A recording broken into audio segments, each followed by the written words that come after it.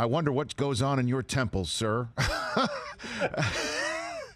It is this film is remarkable, as is your filmography. How do you come up with the idea for Tenet, Christopher? Gosh, I mean, I think anyone who's seen any of my other films won't be surprised to learn that I've always been interested in time in movies and how you can portray time and manipulate it in cinematic storytelling. But I think the seed of the idea for Tenet comes from an image I had very early on in my career of the idea of a bullet being sucked out of the wall and into the barrel of a gun.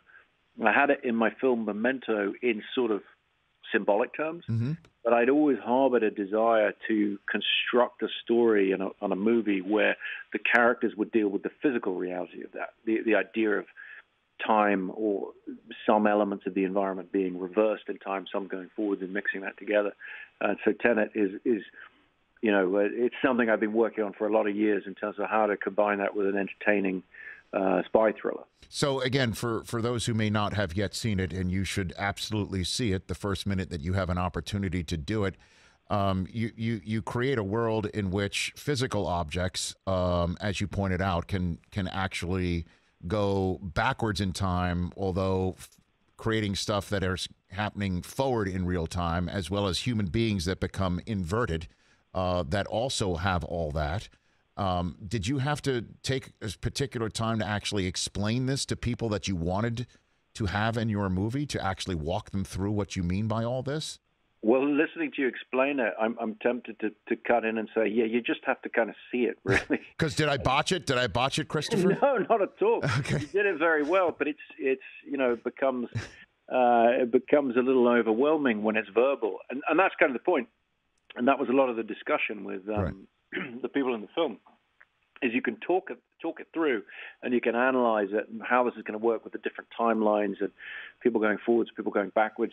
But really, it's about the experience. It's about the camera seeing time for us, and the camera being able to show us time backwards, forwards, speed it up, slow down, or whatever, and getting to just enjoy that experience.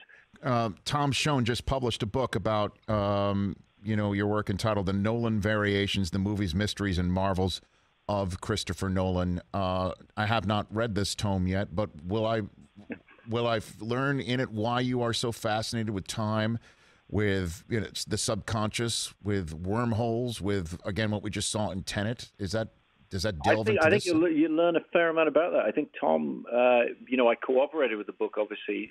Tom's somebody I've been running into over the years. He's a journalist, a film critic, and he'd been bugging me to cooperate with the book for a long time. And I told him I felt like I hadn't done enough yet. And when it was after Dunkirk, he finally convinced me. And we spent a few years just chatting about things. And he's put it together into this, I think it's a marvelous piece of writing that he's done. There's a lot of him in the book. There's an interesting sensibility to it. And I think for fans of the movies, he kept it about the movies and my interest in the stories I was telling more than anything. So, I think it's a good read. But, of course, I'm biased. Sure. I wouldn't blame you for being biased. Hey, you watched all the way to the end. Thanks for that. Watch more right here.